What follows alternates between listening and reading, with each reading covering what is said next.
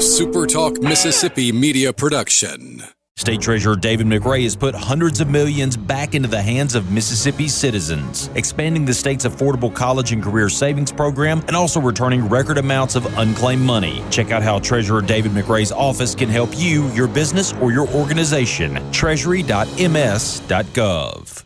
MidDays with Gerard Gibert is on the air. MidDays with Gerard Gibert is powered by C-Spire. Power your home or business with C-Spire Fiber. To learn more, visit supertalk.fm/C-Spire. C-Spire Fiber powers SuperTalk Mississippi.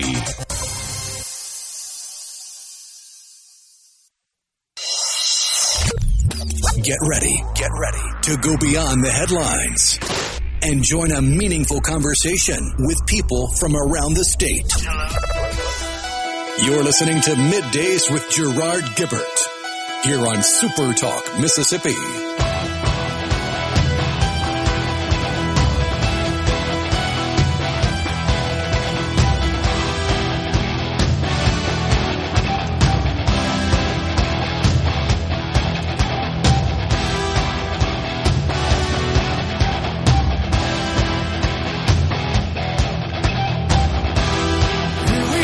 Good morning, everyone, and welcome to Midday SuperTalk Mississippi. I'm your host, Gerard Gibert, along with Rhino in the Element Wealth Studio, guiding you through the middle of your day with facts, fodder, and fine music. Morning there, Rhino. Howdy, howdy.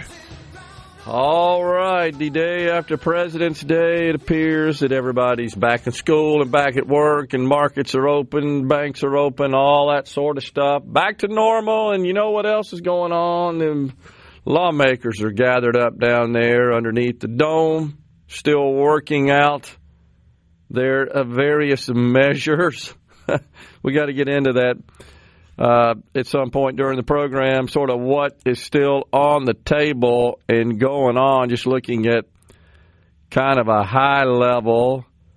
We had one bill, by the way, that would have required all school board members be elected. You know, that's the more common situation across the state, but there still are some where all members are not elected, but rather appointed.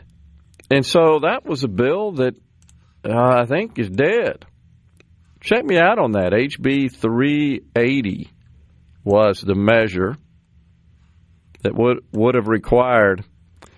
You know, when you see these things die, these bills, I want just to find somebody and ask them, why? What did this die for? Just curious. Why would folks object to this? This died in the Education Committee.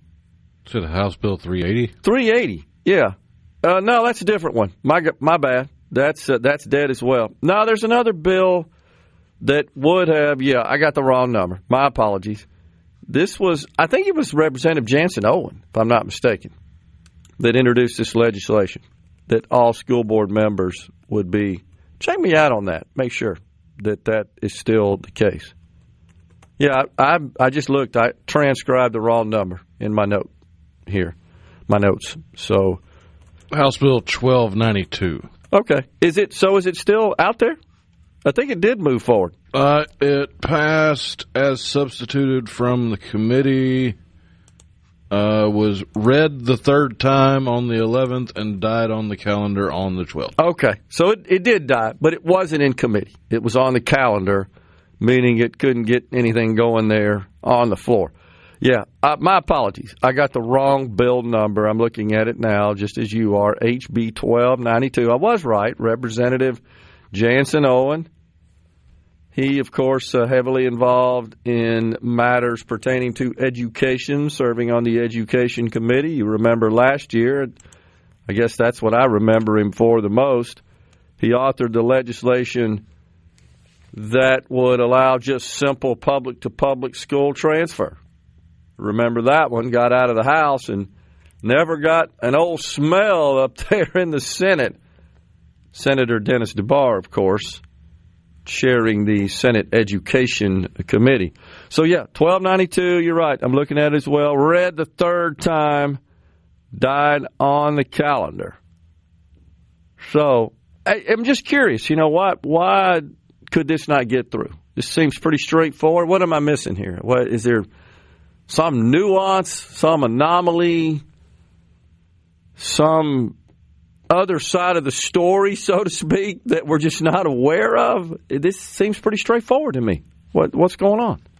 But there's a lot of them, as you know. I mean, really, it's in the committees, generally speaking, is where the sausage is made and where most measures are ultimately going to find their fate downstream. Got to get out of committee. So many of them, as we have mentioned on the show, we had the numbers on committee deadline a couple of weeks ago.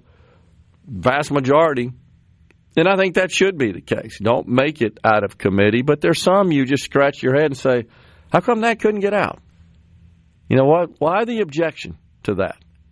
And it's just not clear. But this is one that did not make it. It would have required that all school board members be required to be elected for a term of 4 years at the statewide general election or presidential election. Pretty straightforward. But did not make it. And then there was one that would have just, I believe, studied school district consolidation. I mean, it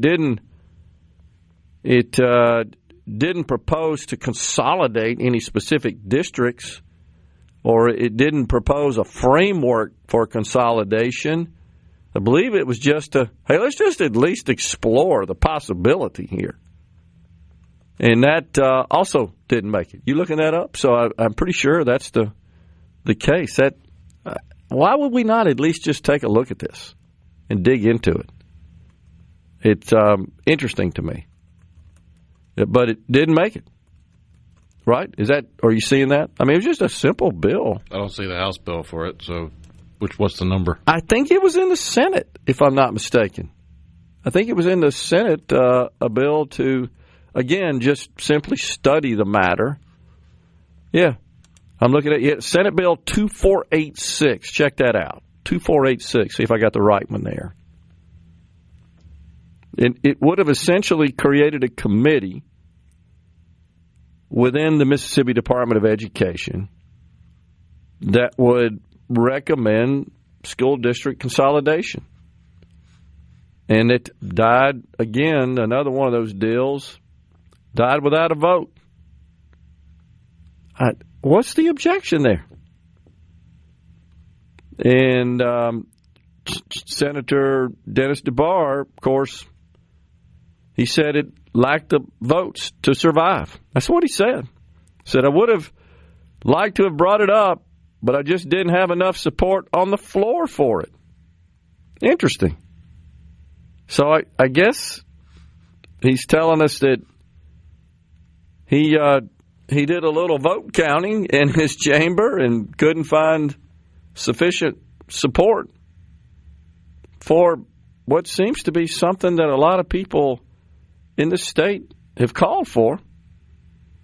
He says school consolidation issues are always troublesome for some legislators. They're all for it, but not in my district.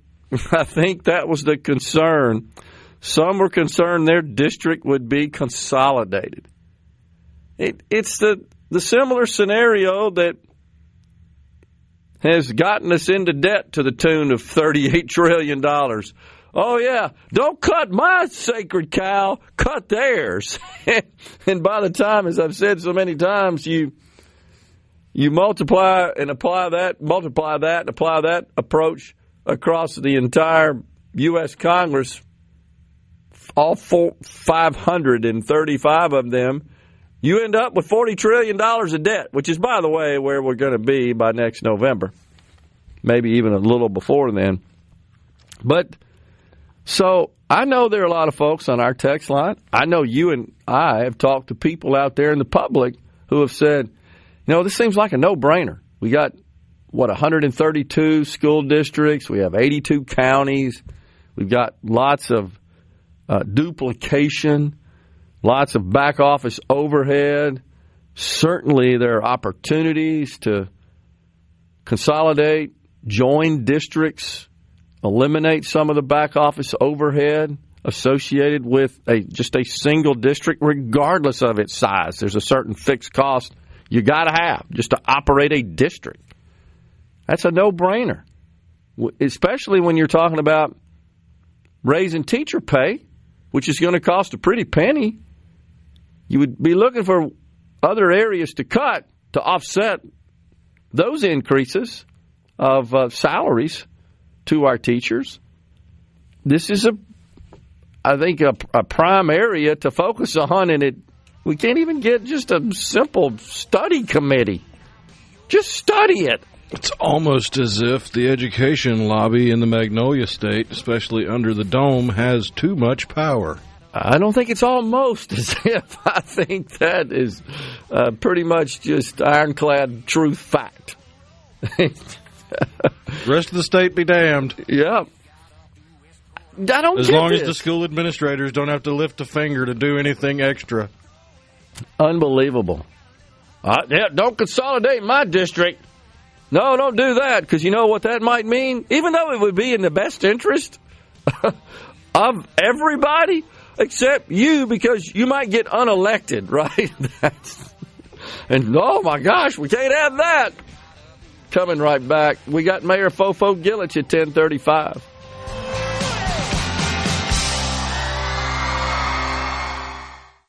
Hi, I'm Emily.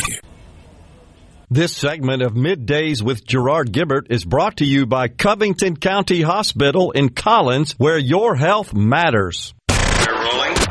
Middays with Gerard Gibert. What? This is so Awesome. On SuperTalk, Mississippi.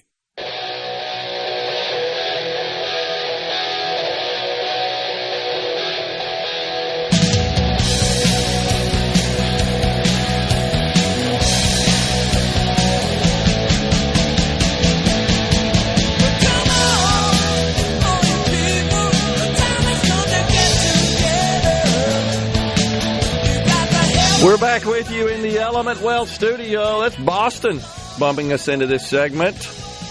Once again, the mayor of the great city of Biloxi, Fofo Gillich, will join us at 10:35. Dr. Ken Cyree, now retired dean of the School of Business Administration at the University of Mississippi. He'll join us at 12:05. So another issue that was addressed in various measures this year, Rhino, was radar. And best I can tell, all those bills are dead as well. That would have allowed radar speed detection equipment to be used in certain circumstances where it is presently not allowed.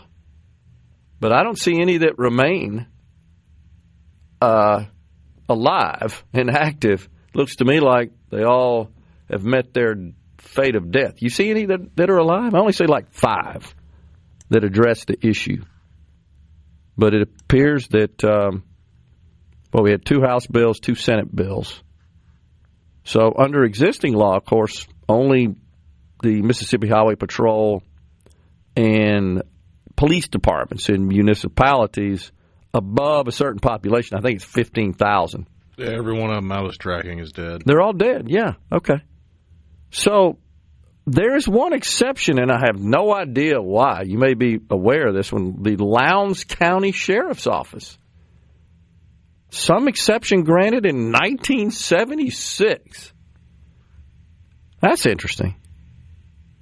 So that's just another category of legislation that did not make it. Another one I just wanted to pass on is, I believe there was only one that was authored by Senator Don Hartness, the freshman from Jones County, and that would have required Mississippians to register to vote and affiliate with a party. And that, too, did not make it. You familiar with that one? Rhino, the one? Yeah. So I don't think there were any other measures that would have required that, right? I think his was the only, if I'm not mistaken. I don't see any others. I looked, couldn't find any. But there's a bunch of them, and you got to be careful when you do your searching. Not something they got a lot. That's the only one that pulls that part of the code out. Okay. Not anything that got a lot of attention, I guess you'd say. It wasn't a lot of news on it. But there are a lot of people who believe they see that as their top issue. I've talked to people who say, yeah, registration by party. They're deeply concerned about so-called crossover voting, and they believe this would cure that. And that varies from state to state. As you know, some states require registration by party, and some don't. Mississippi is such an example of the latter. Not required to register by party. But Senator Hartnett's bill would have required that. I think it died in committee as well, right, Rhino? Is that what you're saying? I'm pretty sure it died in committee. Well, do you think the mailers are bad now? Oh, I know. I agree. There's a pretty sizable portion of the population where they go, do we spend the money to send them a mailer? We're not real sure. Yeah. Whose side they're on. If you sign up for your party, I mean, I'm just thinking, what's something nobody thought of when they wrote a bill like that? And yeah, you're going to have an entirely full mailbox every stinking day of campaign season. Because, hey, you're on this team, right? Have all the mailers. That's true. Well, again, that's just one that I wanted to bring up. I think it was SB 2593 is what I'm seeing. Yeah, died in committee this year, right? Is what I see. Yeah. So, but again, that's just one that didn't get a lot of attention. Of course, we've talked a lot about restoration of the ballot initiative in Mississippi, and that's another one that Senator Jeremy England, we had him on last week, discussed. And that didn't make it as well. And the House has said, yeah, until we get some indication that there is an interest in passing such legislation in the Senate, we're not going to deal with it. So, but we're going to teach civics. Exactly. That is so true. Not going very far. So, wow. That just thinking about some other bills, I guess the things that look like are the measures that look like they're likely to get enacted deal with alcohol. That may be the big win of this session is the so-called alcohol bills, allowing the direct shipment of spirits beyond just wine, which we have, and then, of course, the ability of liquor stores to sell on Sundays, optionally, between the hours of 1 and 6. I mean, you already have delivery of all that. Yeah. You just don't have shipping That's of all right. that. Yeah. But this would be the ability to... If you have access to Uber Eats or DoorDash or Grubhub or any of those, they'll pick you up a bottle if the store is open. Sure. You're paying through the nose for it, and you're expected to tip them, but it's already possible. Yeah. So I think that's why the shipping is not really meeting much friction because, well, it really is only going to impact people that don't have access to DoorDash. Yeah. So, I mean, that's a distinction between the shipment and the delivery, I think. So, with respect to the shipment, we're talking about ordering from a source outside of the state, having it shipped into the state. But unless I'm mistaken, there are parts of the Magnolia State that don't have that kind of delivery service available to them. Yeah. Especially not available to them 24/7. I think that's right. So we'll see where this legislation goes. Just thinking through kind of where we are at this point in the session, of course, and now the next big deadline is when the respective houses take up legislation that passed out of the other house. They've got a deadline to pass, and then if they pass it without any markup, then it goes to the governor. If it gets passed with markups, then they go to conference and they sort it out. And that's just kind of the next sequence of steps in the overall lawmaking process. That's where we are. And we shall see. The big high-profile issue, at least from the House's perspective and the Speaker's, the education choice, that at this point is kind of stagnant. I'll put it that way. I'm not going to call it dead because it's got to be dead. But at this point, it is it's being reworked. Perhaps there's being maybe restarted. We'll see what the Speaker's actions are with respect to that. He has made it clear he's not standing down on this, that he intends to continue to push for such legislation, knowing that he's facing a Senate that seems to be incredibly intransigent on the matter and not willing really to see it the same way as the House does to enact such legislation. And the House just barely sees it that way. The school district consolidation is bothersome to me. There were a couple of bills, folks, that would have studied, I guess is the way to put it, again, creating a task force, commissioning a task force to study options to the property tax. And I'm disappointed that those didn't go anywhere. Those are always like the legislative equivalent of winking at the cute girl from across the bar.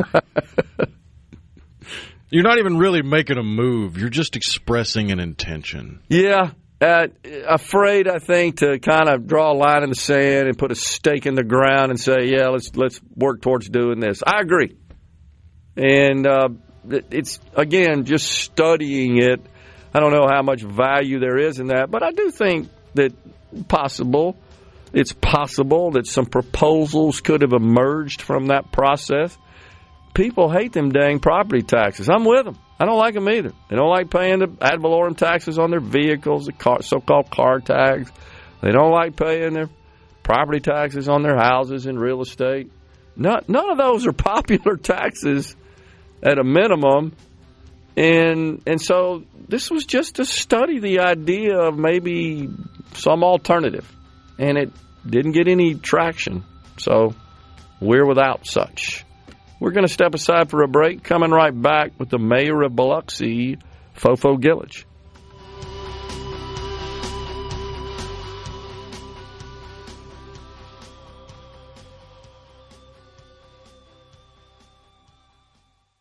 From the Seabrook. Attention, adoring fans! It's time for Middays with Gerard Gibert on SuperTalk, Mississippi.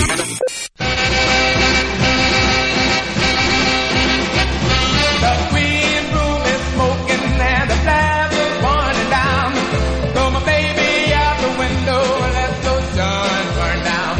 All because it's kind of the time. Oh, it's kind of the time. Welcome back, everyone. It is Middays from the Element Wealth Studio. We are pleased to welcome now the mayor of Biloxi, His Honor Andrew Fofo Gillich. How you doing there, Mayor?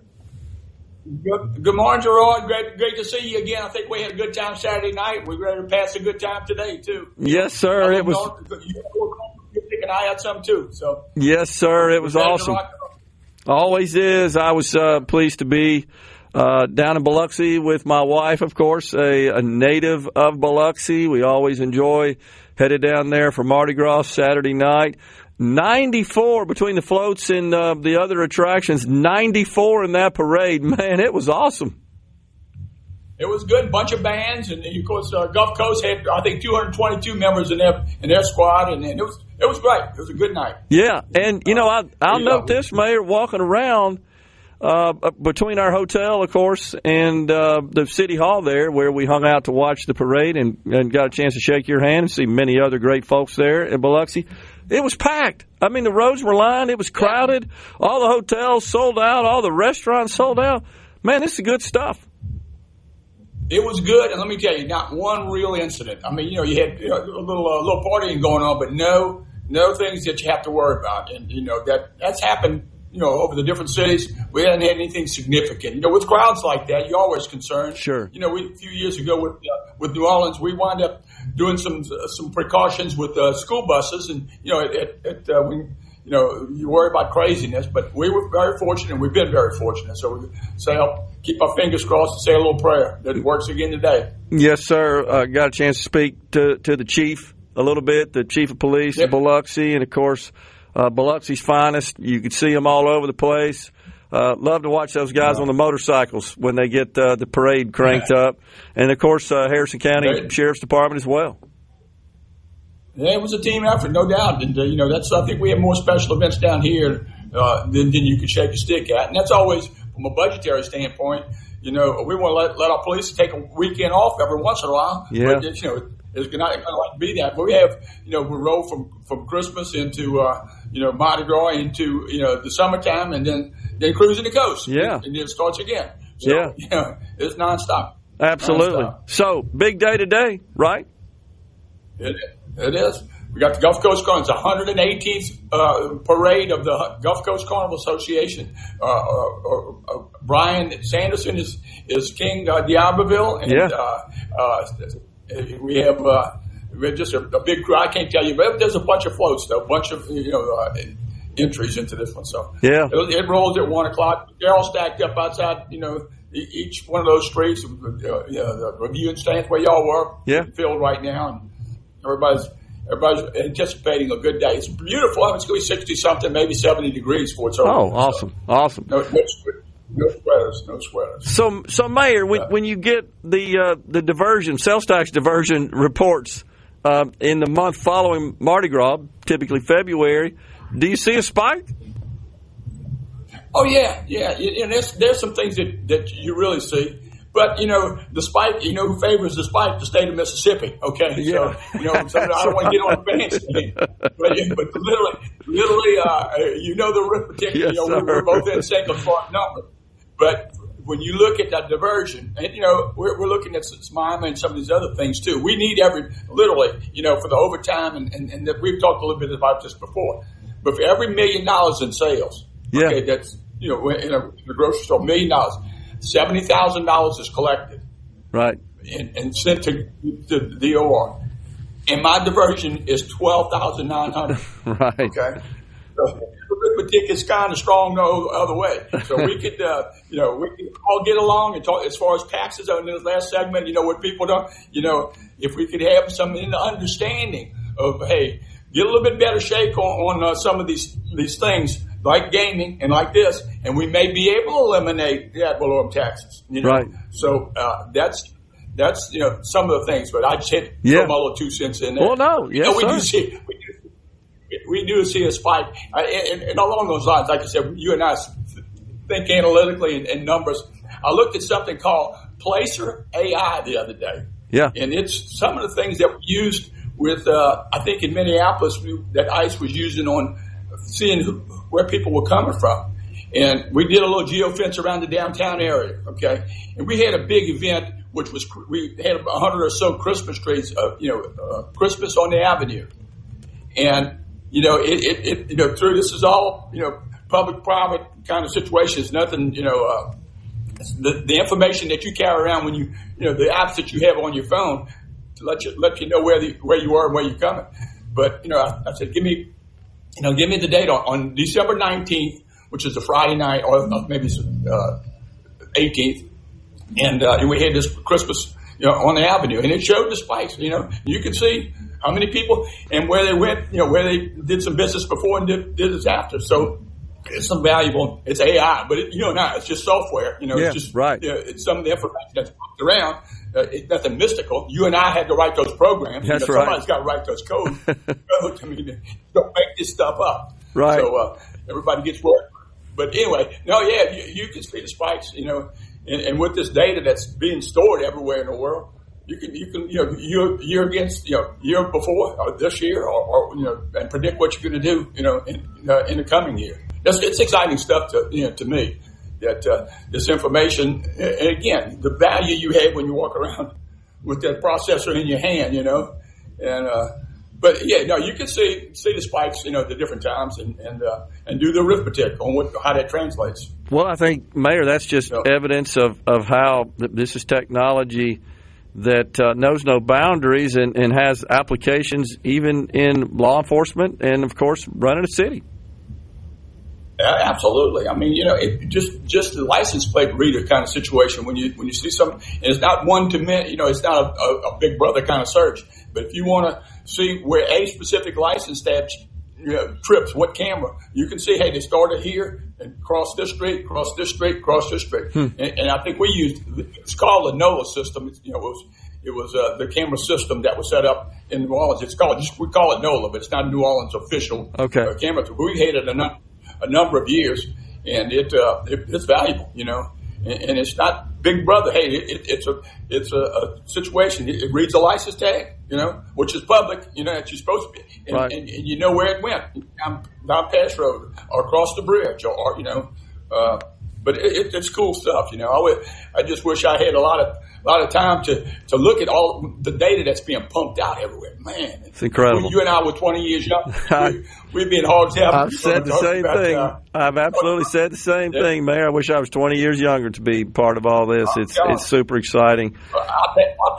I'll take 5 years younger. But anyway, yes, sir. So we've been talking about the legislature being in session. Anything in particular that you've talked to your delegation about you'd like to see happen?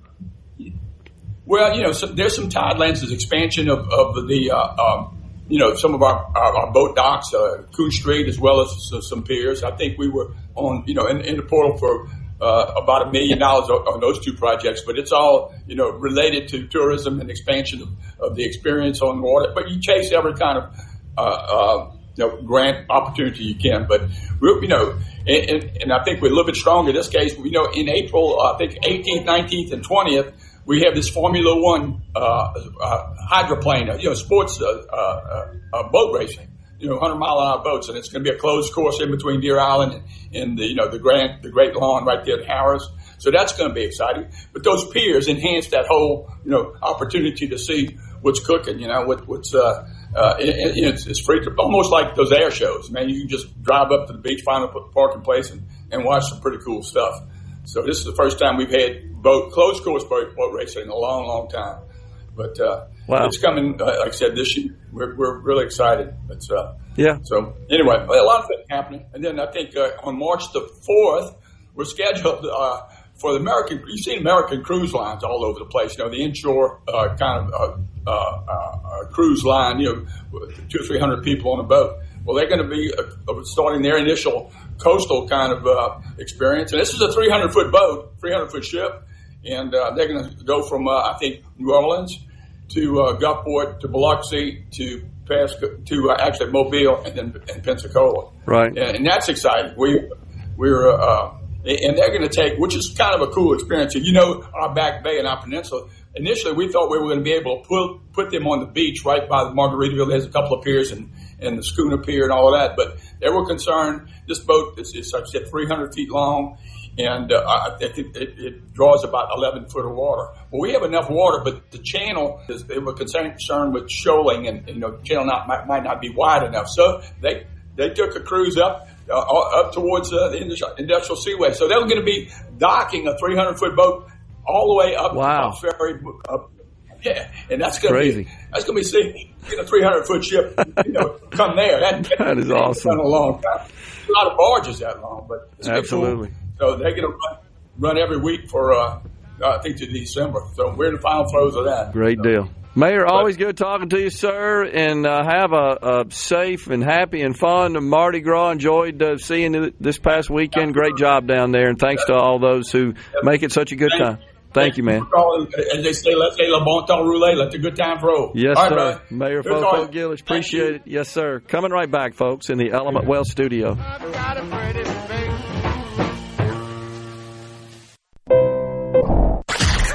Come on. Middays with Gerard Gibert. All right, we are back on SuperTalk, Mississippi.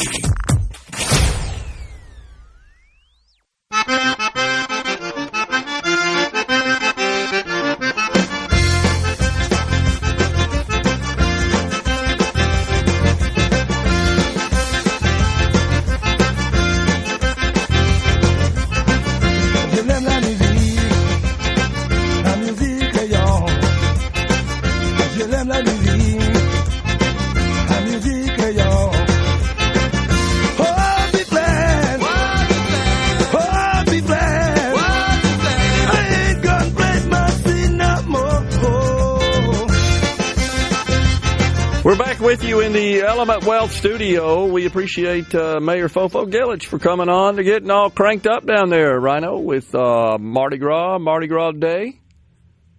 A whole bunch of people will be enjoying that across the Gulf Coast, certainly from New Orleans to over to Mobile. Big time celebrations going on, always a good time. I've certainly enjoyed being down in Biloxi Saturday for the big Saturday parade. Really well done. Enjoyed all the bands, high school and college, and as the mayor said, Mississippi Gulf Coast Community College nearby. Yeah, they had a big band. Sounded great, too. All of them did, honestly. Some of the bands from Central Mississippi on hand as well, participating in the parade. Canton High School, Callaway High School, just a couple that I recall.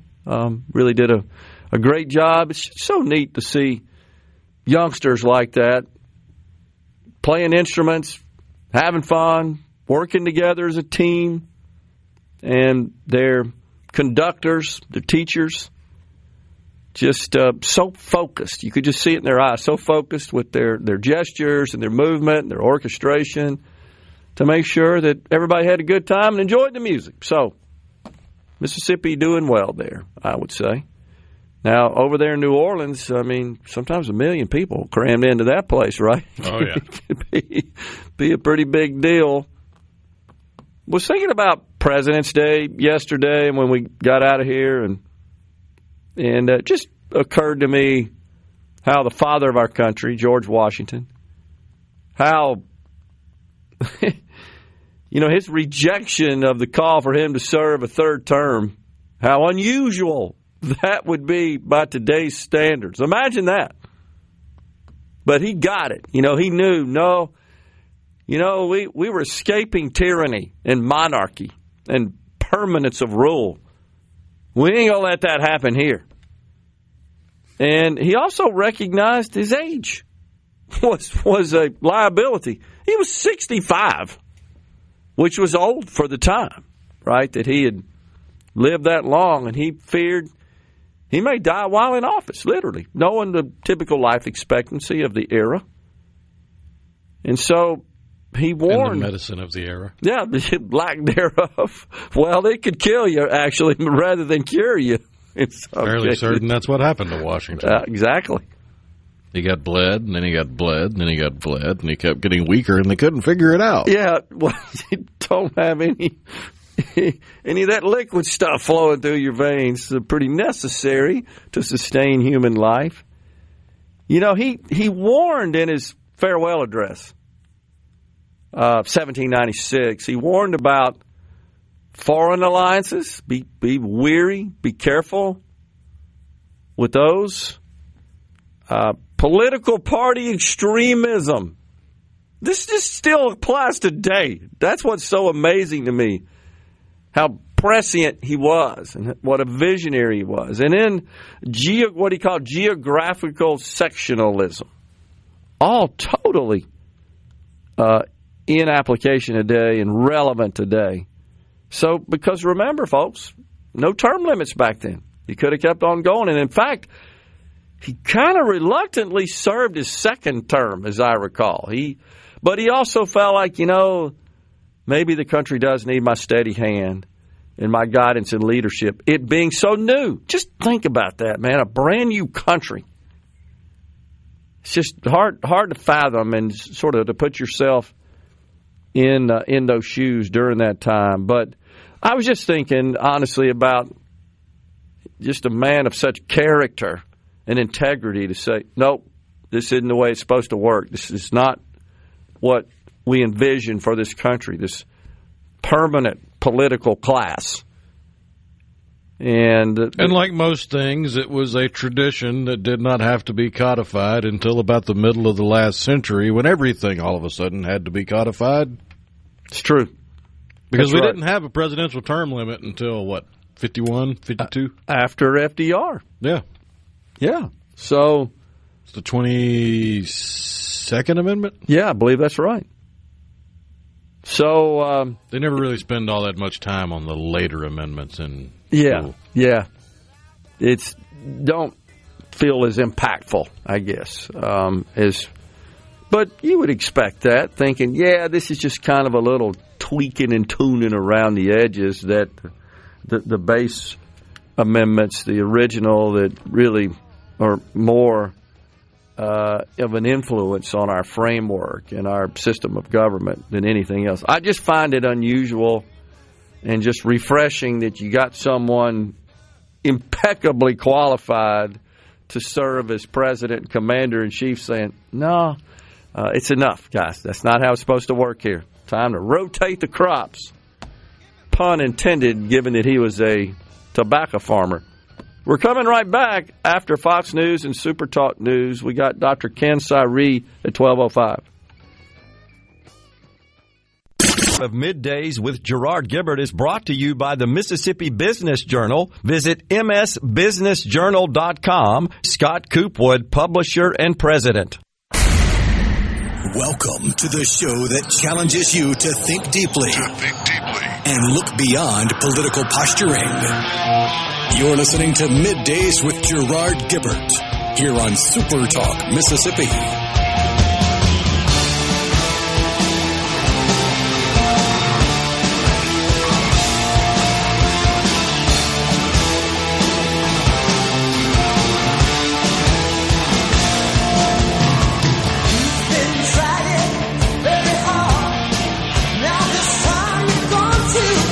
Welcome back, everyone. Hour 2 of Middays is live from the Element Wealth Studio. The president traveling to Georgia to pitch the voters on his economic success. I think the state of Georgia. The state of Georgia, pardon me. Yeah. Not the country of Georgia. Oh, right. To distinguish him, because he could do that, of course. You're right. Thank you. So, he's trying it's just one of the few times where people might actually think of the country of Georgia with the Olympics going on and stuff. I forgot about that. Yeah, correct. I agree. But the idea is to promote what he has indicated is a roaring economy, and to get voters to appreciate that and understand that his agenda is working, and thus you need to keep the Republicans in control of the Congress with the midterms coming up. That's the idea. That's the goal. That's the objective. And this is the third or fourth time, I guess, he's traveled domestically here to make this same pitch about the economy. Heck, last week he said he sees no reason why we couldn't achieve a 15% GDP growth. That's monumental. It's incomprehensible, honestly. It's so far out there. The Fed and economists are placing GDP growth more in the 4 to 5% range this year, pretty much in line with what was achieved last year, 4 to 5% growth.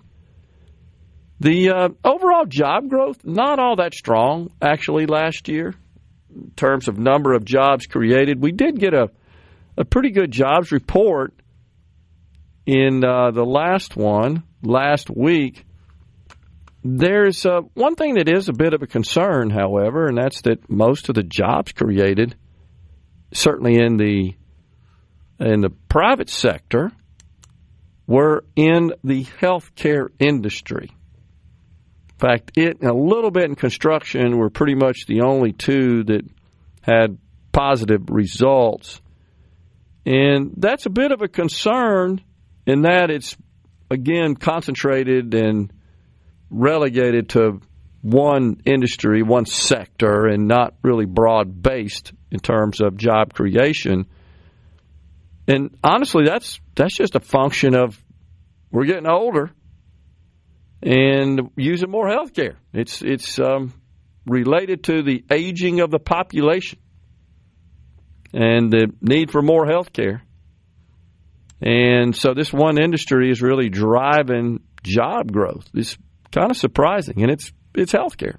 And the other, I guess, kind of negative aspect of that is if it's the health care industry, again, that is doing most of the hiring, that means there's a shortage. Shortage means typically you're having to pay more to these people. There's more competition among employers for these qualified healthcare professionals, and that drives up the cost of healthcare because salaries are higher. So, you'd like to see a broader-based expansion of a job growth, and that's actually not helping. If you took the healthcare industry out of the latest job numbers, that would be for the entire month of January, we'd actually have a net loss of jobs of about 50,000 in the month. So just something to make note of. And look, this will be a campaign issue, like it or not. Jobs are always a campaign issue. A lot of folks are graduating from college, finding it incredibly difficult to find a job. Number of factors for that. Some may point to AI doing lots of these entry-level jobs. There's some truth to that. But this has been a problem that's been snowballing for the better part of a decade. Yeah, that's right. On the other hand, AI is driving the need for lots of construction jobs, especially electricians, where out in Texas, where there's a data center construction boom underway, deadgum electricians are making $250,000 a year, man. That's awesome. That's great. And naming their price because employers are running around poaching these folks. And other construction jobs as well, electricians in particular, where the situation is particularly acute in terms of the number of employees needed to work these jobs, to build these artificial intelligence factories, as Jensen Huang, the co-founder of NVIDIA, likes to call them. They're the modern-day factory. Also, with respect to health, a lot of the healthcare spending is connected to wealth. People, as they're getting older, are wealthier in general than prior generations, so they're willing to spend more money on their health, and that does actually drive up the overall cost of health care. All kinds of health care jobs, incredibly high demand. In most demand, interestingly enough, home health care, outpatient centers. Of course, so much more health care is delivered, right, Rhino, through the outpatient model due to advances in the technology associated with delivering care. It's a good thing. You don't have all these morbid, long hospital stays that we once had. Of course, it's kind of relevant in it if you think about it, because there was a limit to the procedures that were available when you did have to stay in the hospital a long time. Now there are a whole lot more treatments and procedures that are available, but many of which can be done on an outpatient basis. That's a good thing. That keeps costs down, and not to mention just the pain and suffering associated and the hassle with being in a hospital for a long period of time. But, I mean, that was pretty common. You know, you didn't have so many procedures, say, a short 30, 40 years ago where you're in, you get your surgery, you're discharged the next day. That's common these days for a lot of procedures. One overnight stay to keep an eye on you. But, heck, back in the 60s, 70s, as I recall growing up, if you needed to go to the hospital for surgery, you could count on it being a protracted period of time. There was no such thing as, just stay overnight. Mainly due to the technology, the medicines, the methodology used in the procedure itself. Way more invasive, more disruptive to your body. You needed to be convalesced for a while in the hospital. So that's all good stuff. Yeah, what they can do now with a couple tubes and a 2-inch incision used to take literally opening you up. Yeah. Laying you wide open and getting in there. And you generally ain't going home the next day after that. So that is a pretty disruptive thing. So, talking about President's Day, one president that I think doesn't get a lot of credit, that may be one of our greatest presidents, and that's Calvin Coolidge. He actually cut spending, something we haven't seen as long as I can remember. We actually did have a national debt. He cut that.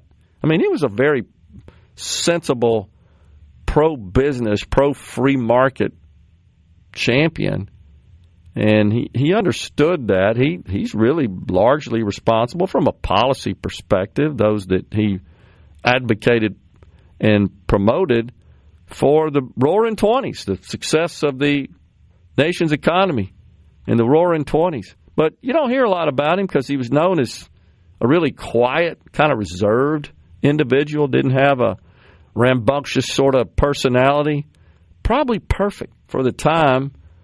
And, I don't know that we've seen such a politician lately that kind of has that sort of personality and profile rise to that high a level. I tell you what's fascinating is watching, thinking about the midterms coming up, the Senate race in Texas. Wow. You got a very contentious primary situation on both the Democrat and the Republican side. Republican John Cornyn, the current seat holder of the Senate seat that is up for election this year. And he's got some competition there from, what's his name, Rhino? Is it Ken Paxton? I think? AG? Yeah, the AG, Ken right? Paxton. So he's out there making a lot of waves. And then over on the Democrat side, you got Jasmine Crockett and James I've been pronouncing it incorrectly. I said Tallarico, and it's Tallarico is the way I've heard it pronounced. He's in Texas. It's going to be Tallarico. Well, that's what I thought. And I heard it pronounced by a journalist. Maybe they got it wrong, but I've been saying Tallarico. Maybe I need to go watch a video of him where he actually pronounces his name. You got to remember, it was a journalist. They tend to have an overinflated sense of self. I got you. That tends to come with overpronunciation. I got you. Coming right back.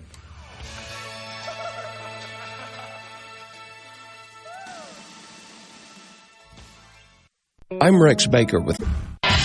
And now, the talk that keeps Mississippi talking. Now, on to the real part. Dynamite!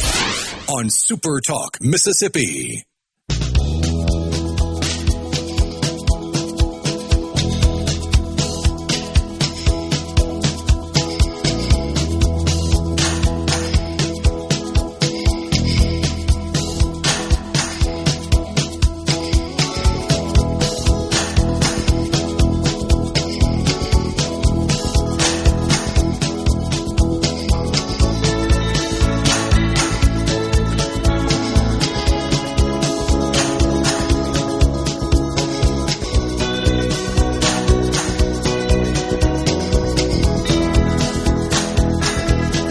Welcome back, everyone. It's Middays from the Element Wealth Studio.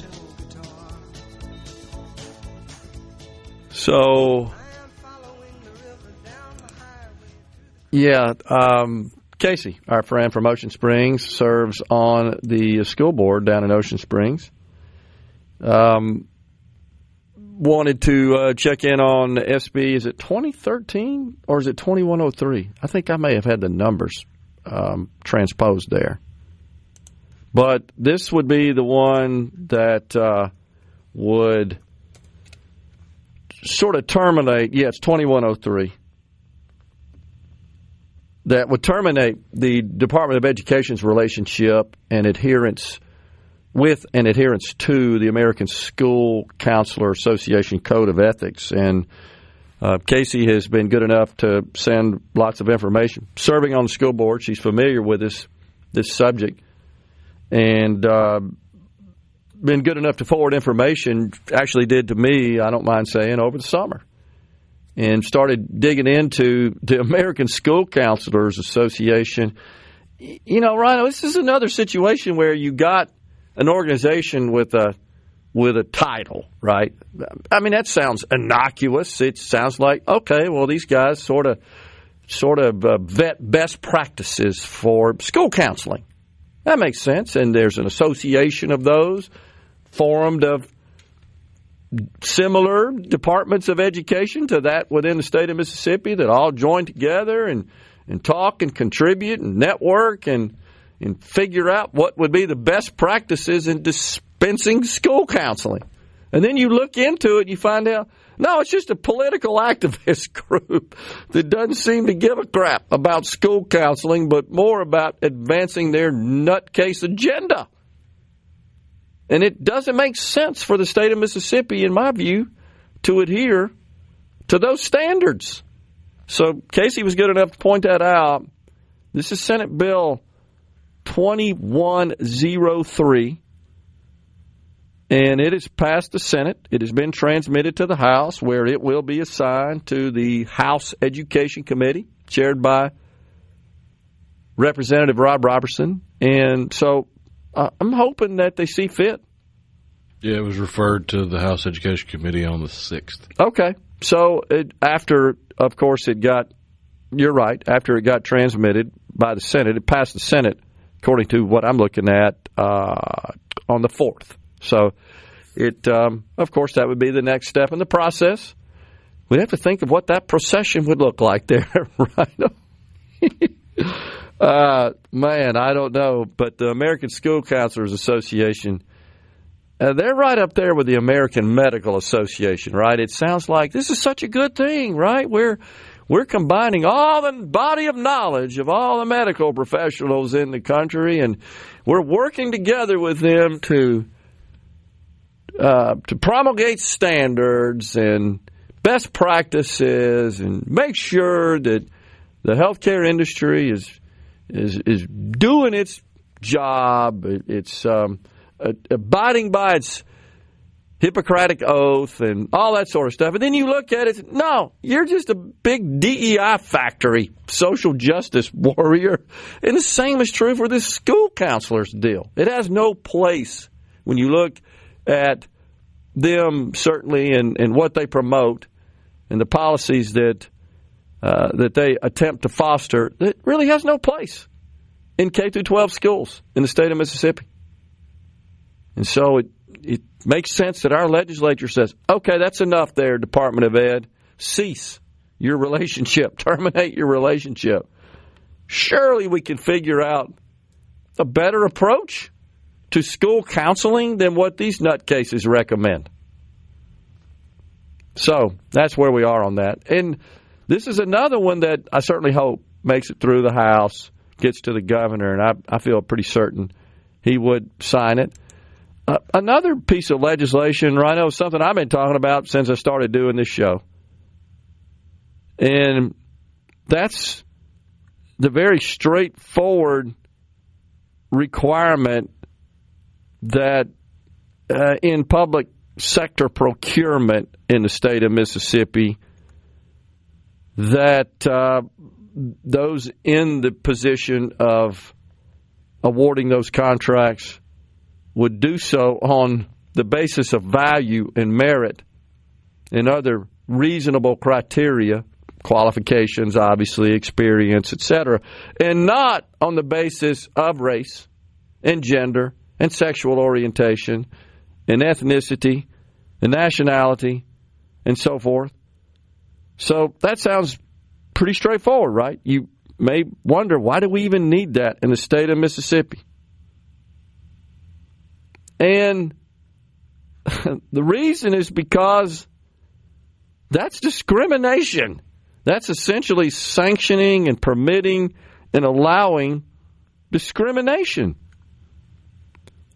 But once again, we have a bill that would prohibit such practices, and we can't seem to get that through.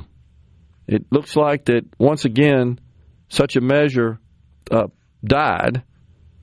Just amazing to me that in public contracting, we can't prohibit preferential treatment.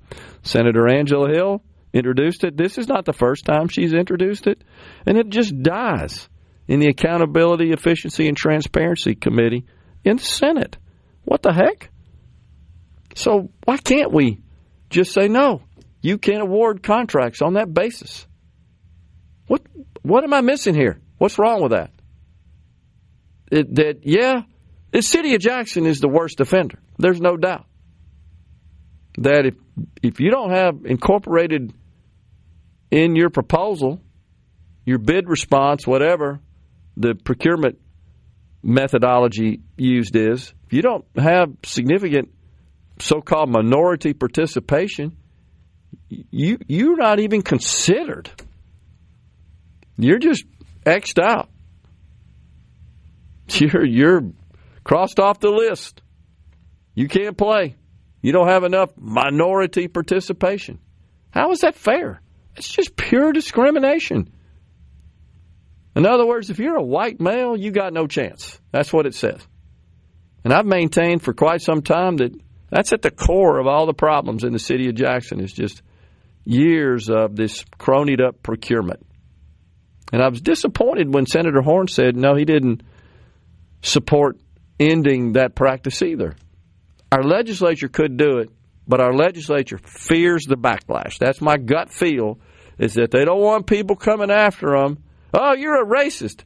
No, we're being fair here. In fact, if you do use this preferential treatment in your procurement, you're the racist. That's exactly what you're doing. Didn't we just do that at the federal government? Didn't we just reverse all that Biden-era garbage that did grant preferential treatment? And the President Trump comes in and reverses all that with executive order like day one, just as Biden implemented it day one.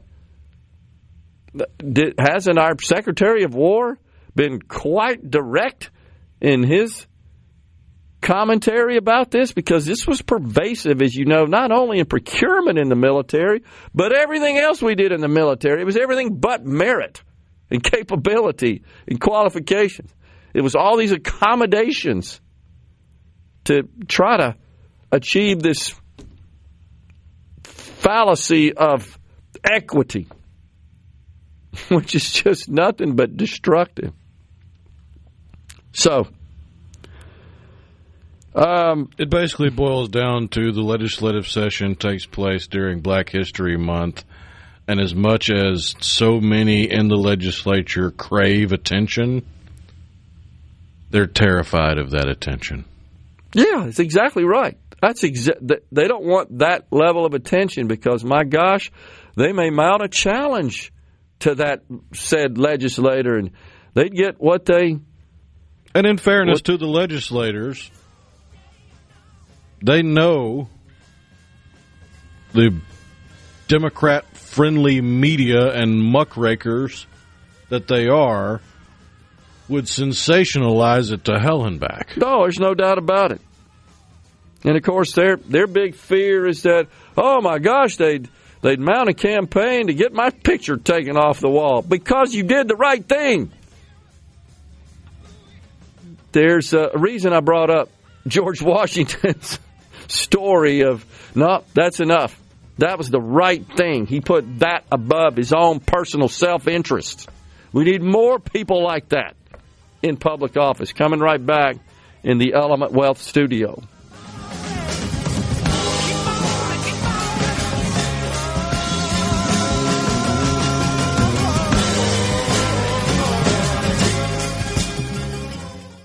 From the Seabrook. Get on!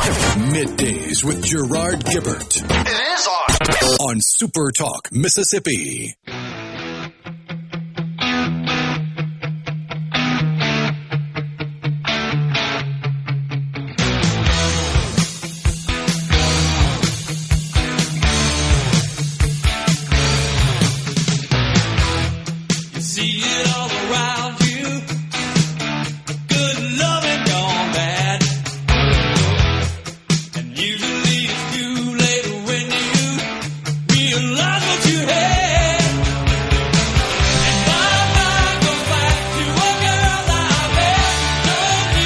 Welcome back now. It's Middays from the Element Wealth studio. Are you thinking about retirement? Do you have a plan? Go to myelementwealth.com or call 601-957-6006 to let Element Wealth help you find your balance between income, growth, and guarantees. The Dow down 40. It's up 49 now. Pardon me.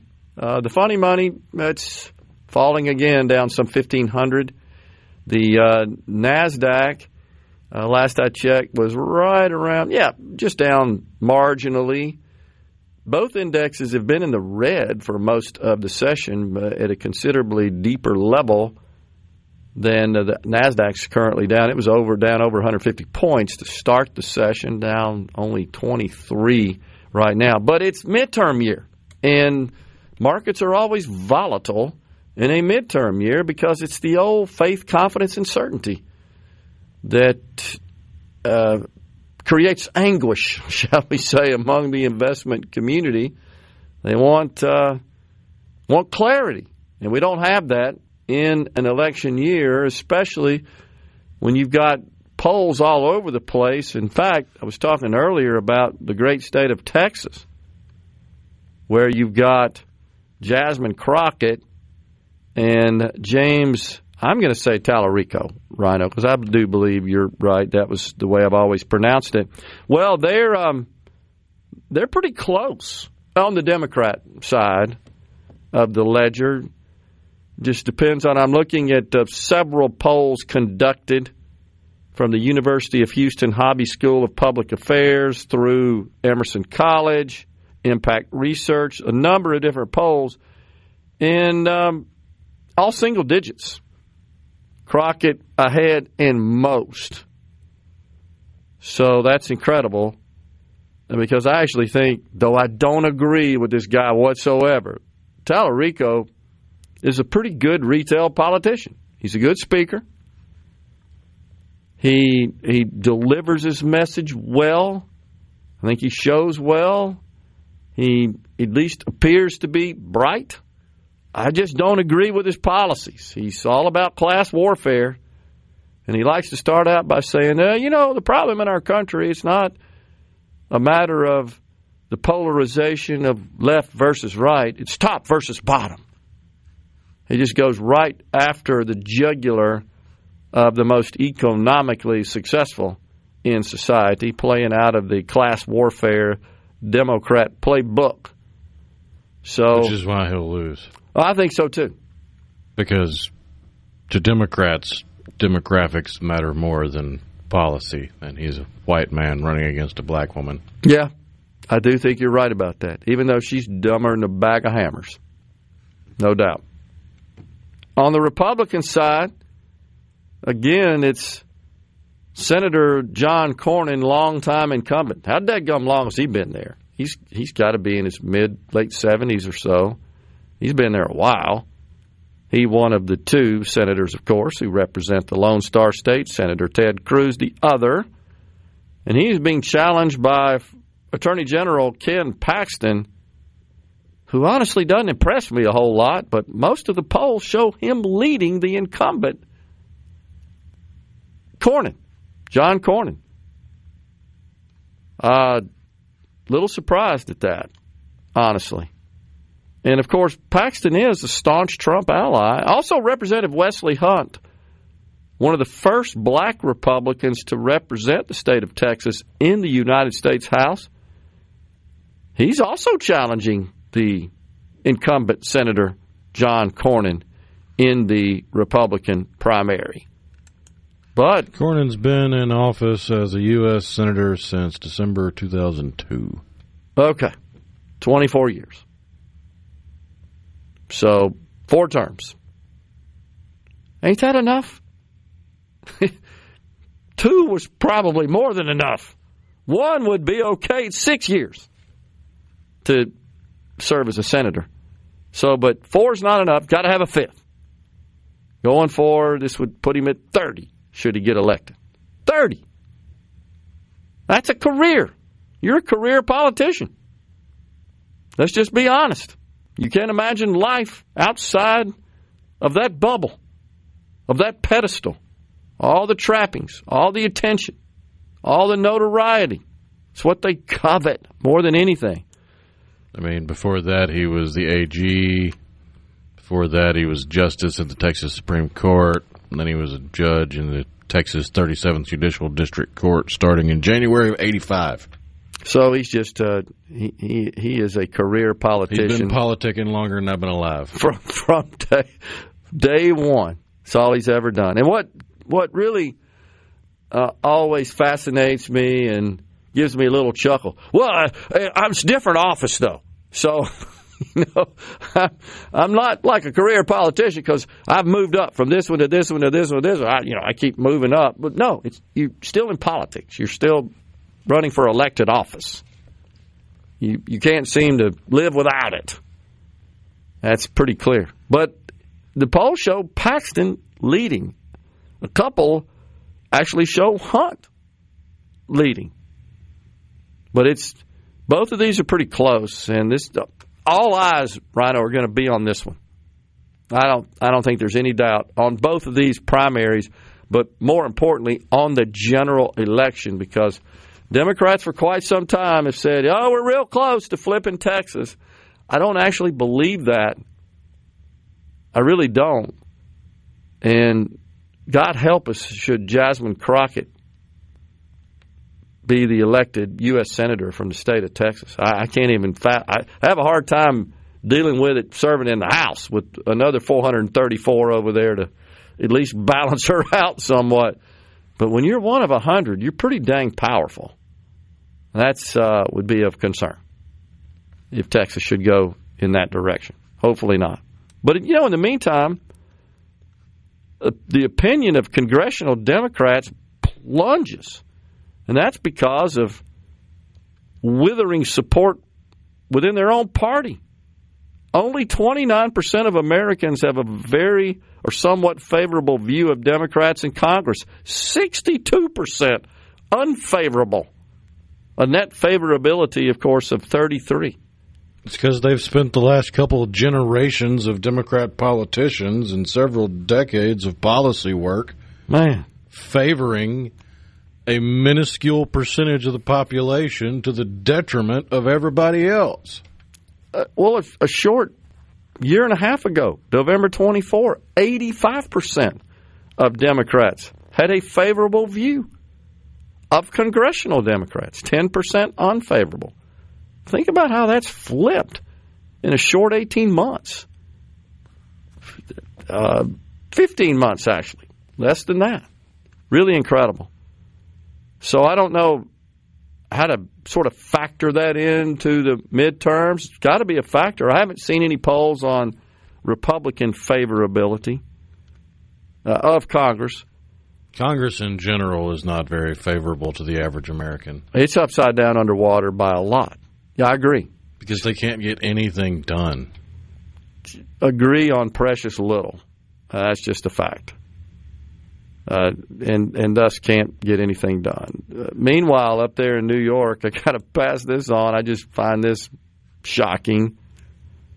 The governor, I should say, Governor Hochul, Kathy Hochul of New York, she's sending down $1.5 billion of money that the state of New York does not have over the next 2 years. $1 billion this year, $510 next year, to the city of New York, because the city of New York is upside down, and she says that, hey, a strong New York City means a stronger New York State. Quote, this investment protects services. It puts the city on stable financial footing. The city is facing a $7 billion budget shortfall. In the state of New York, it's facing a $12 billion shortfall. So where are they getting the $1.5 billion from? Borrowing more money is what they're doing. And it's probably at a fairly high rate. I don't know what their bonds are rated, but given the fact that they're running these deficits, that doesn't do your bond rating very well. It's just amazing. Wait, you don't have the money. You're borrowing money to send to somebody who's broke, who needs to borrow money to make ends meet. That's how we get into these circular cycles of death spirals. In this case, just pertaining to a large state and a large city, the nation's largest. But, of course, same sort of deal at the federal level. We're going to take a break. That's the great Richard Marx. Hold on to the Knights. Coming right back in the Element Wealth studio.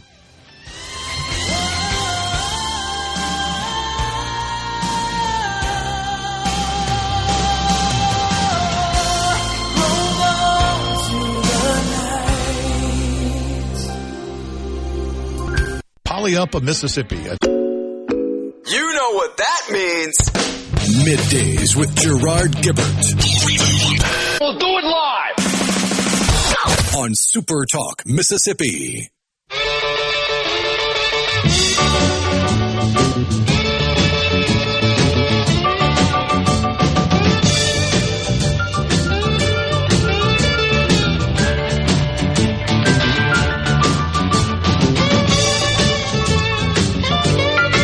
We are back from the Element Wealth studio, so I'm gonna get up in the morning, hit Highway 49. oh man, so talking about this this bill that would essentially delete the provision that requires our Mississippi Department of Education to adhere to the American School Counselors Association standards in school counseling. That has passed the Senate, headed down to the House, and so we're just tracking that to see what's going to happen, and I think that there will be some discussion about that. We'll see, but that would be assigned, I think you said it already has been, to the House Education Committee, chaired by Representative Rob Robertson. Just thinking about, again, the School Counselors Association, who looks more like they're engaged in social activism than truly advising and providing guidance to schools on the practice of school counseling. And so many of these associations, especially 2020, the George Floyd incident, it sparked a lot of this stuff across the country. One of those, and this kind of has a happy bent to it, in my view, one of those, Goldman Sachs. So Goldman Sachs says that they're no longer going to utilize diversity, equity, inclusion in their board decisions. Goldman Sachs, one of the largest investment banking, wealth management organizations in the world. So I would say this is good news. They've had an epiphany, as the saying goes, and figured out that that's not really in their best interest. That it turns out that their job is to take care of their clients' money.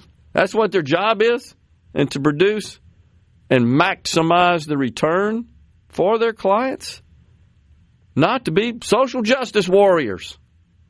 And that means you need the most qualified. I know that's shocking, but you need the most qualified to sit on the board of this giant firm that I don't know what their assets under management are, their AUM, but it's a bunch.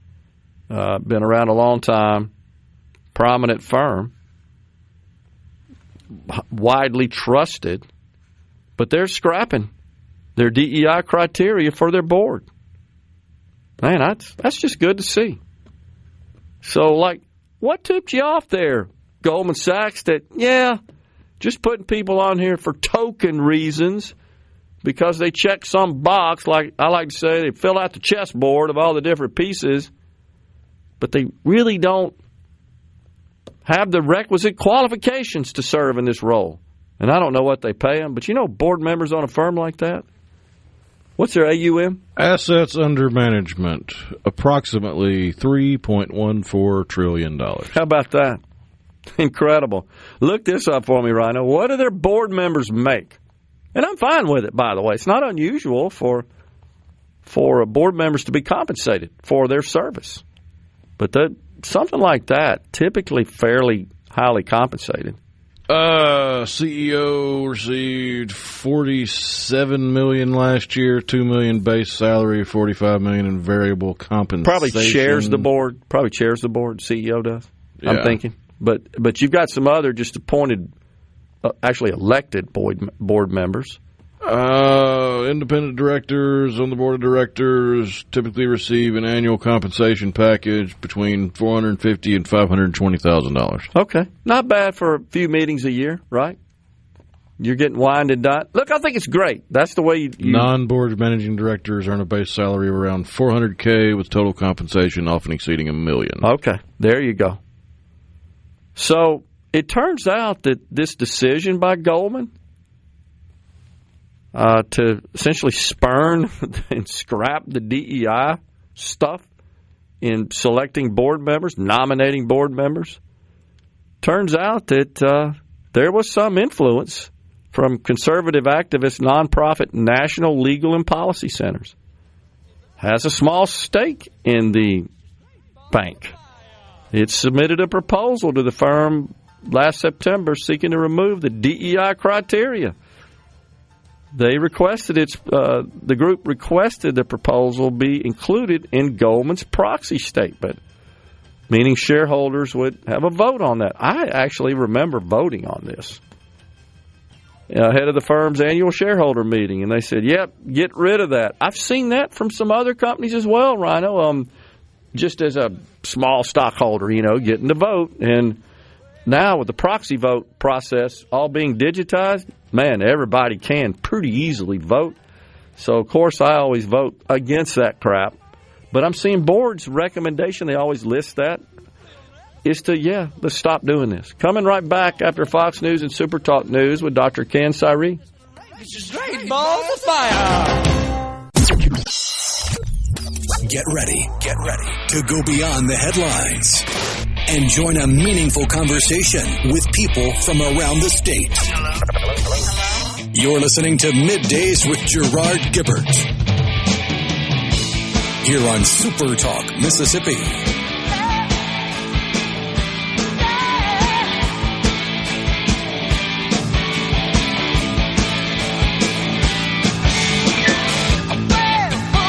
Welcome back, everyone. It is hour 3, the afternoon portion of Middays from the Element Wealth Studio. It's a Tuesday. It's Mardi Gras Day as well. We've been talking about that. But right now, it's Dr. Ken Cyree, Dean of the School of Business Administration, also the Frank R. Day Mississippi Bankers Association Chair of Banking and Professor of Finance. Dr. Cyree, always good to see you, sir. Thanks for coming on. Thank you, Gerard. I really appreciate you having me. I should tell you I'm now retired from all of that, so I'm Dean Emeritus and all that other stuff Emeritus too, I guess. Well, I knew that was your plan last time you and I visited at the banking symposium. Right. So, but I guess that's official now, huh? Yeah, that's right. Now all I do is cut up trees and move brush up here after the ice storm, I think. Man, oh man, I know. Wow. And just went back to class last week, right? Yeah, I don't ever remember the university being out 2 weeks. I suppose it's happened before. I don't know. But, it's just been very disruptive up here. It's really, it looks like a war zone, although we're making a lot of progress now, but it's been really tough. Yeah, I headed up to New Albany last week for a little speaking engagement and, of course, traveled on Highway 6 and 7 there, and just down trees everywhere. But the big trucks carrying the debris as well in the traffic, I'm sure that'll be going on for a while, huh? Yeah, I think so. I have no idea how long. I guess the really good news now is most people I've talked to at least have power and water and things like that. But It was a week or so, at least for most people who didn't have power, if you lost power. So it was pretty tough. Man, Herculean effort by all those involved, for sure, that we are grateful to. I know it's no fun when you're without power and water and you got trees and limbs and stuff and other property damage, but takes a while. These folks really did work their rears off to get things back to normal and operational as quick as possible, including, of course, at the university.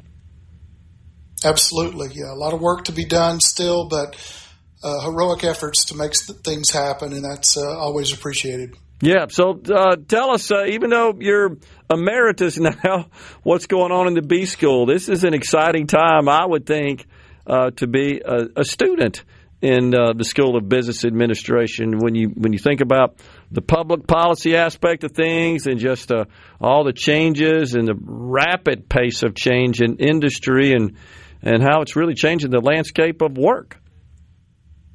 Oh, that's absolutely true. One of the things that we grapple with in all of higher ed, really the entire economy, is what do we do with and about artificial intelligence. And I've had some experience with it both personally and professionally, and in some cases it does an amazing job. In other cases, not so much. Yeah. So I don't think the human element will go away in everything we do, but AI sure makes a lot of things easier. But you have to check it, and you have to understand the foundational principles of whatever it is you're looking at to make sure that the AI is right. So that'll be a real challenge to put into the curriculum. We really have been pretty polarized, I think, in higher ed, and I'll just speak in general terms. Certainly there would be exceptions, but we've either said, okay, you cannot use AI at all, and I think there's a place for that, right? You need to be able to do mathematics or something like that. Sure. By hand, even, I would argue. I'm old school. I like to see people work things out, not on a computer necessarily, so you can verify you know what's going on. But on the other side of that, you shouldn't ignore that AI exists. It should be a tool that should be useful. Right. And it should increase productivity, but you've got to make sure that it's doing what you think it is doing. And, it is very, very useful, but can also be very, very dangerous. Yep. If you believe everything without verifying and checking what's going on. So there was a great article. I'm not sure if you've had a chance to see it yet, Dr. Cyree, in the Wall Street Journal this morning, entitled "America Needs AI That Can Do Math."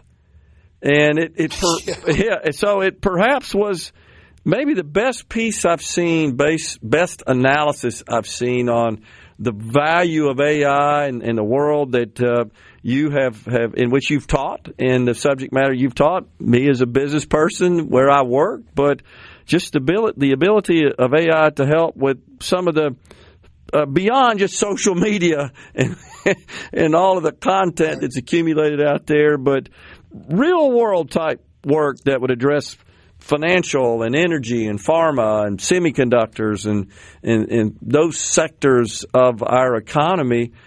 Unbelievable benefit to be derived from that if we can train it a little better, right, on the math aspect of things. No, I agree, and it can certainly capture and summarize things. For example, look at some of the legislation we see, right? If it's 1,000 pages, you don't have time to read that, or at least normal people don't. So AI can help with that. But the problem is, what if the AI is biased or incorrect? It typically searches the internet, and whatever the internet says, if it believes it to be a credible source, which, by the way, might be wrong, even if it is a credible source, then it kind of presents it as true gospel, and that's very dangerous. So it's not without its challenges for sure, but I do think it's a tool that will be with us a very long time, and we would all be better off if we learn how to use it, both the pitfalls and the advantages of using that technology. So, Dr. Cyree, even though you're retired now, are there some perhaps thoughts in the B school about just having a totally separate class on just the use and application of AI, not only just generative AI, but perhaps agentic AI and the smarter versions of AI? There definitely are. It's like I said, it's very difficult to try to wrap your arms around it because if you're not careful, what you get is students just go out and get whatever data online in AI and then present it as their own work. Or even if they footnote it properly and say, I got this off AI, then all you're doing is kind of training them to go out and get that data online, which is a valuable skill for sure, but that's really not what college is all about. College is about critical thinking and analysis and using whatever technology is in front of you. That technology will change. And Gerard, you're old enough to remember, just like me, I learned WordPerfect in college. Yeah. We were literally had on a test things like, Alt F11 does this. Well, that's totally worthless now. But at the time, we thought this is the future, which it was.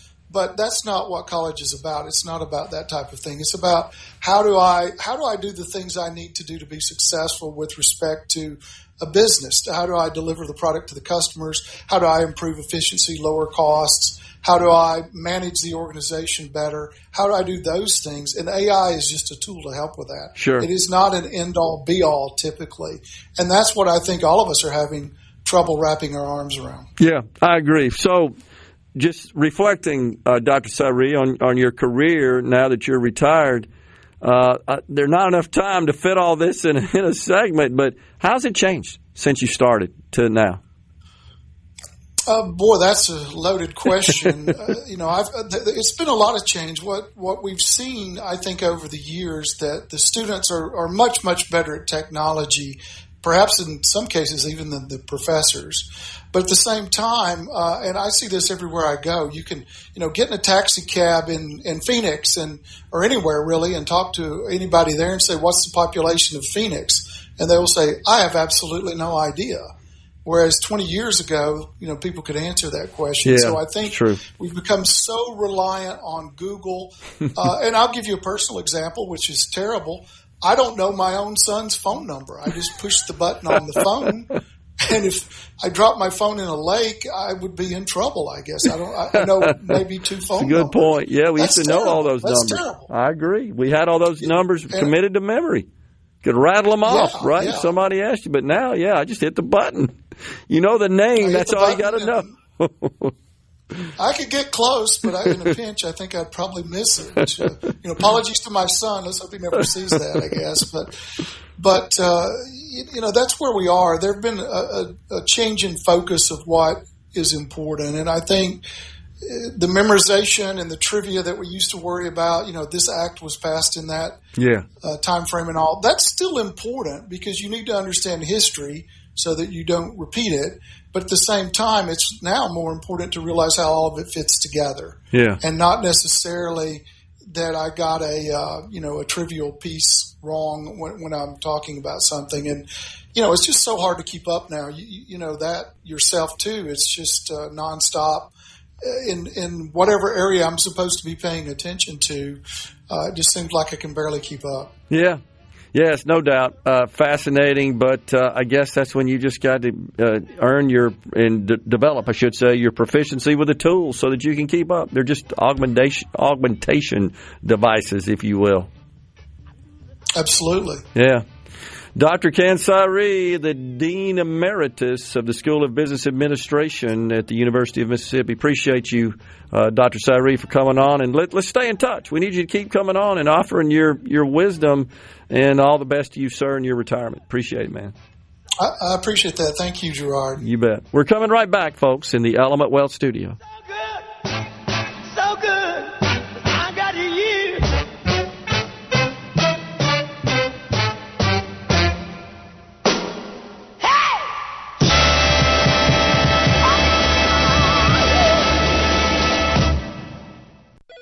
Check it out. Let's do this. The talk that keeps Mississippi talking. Middays with Gerard Gibert. Let's get on with it. On SuperTalk, Mississippi.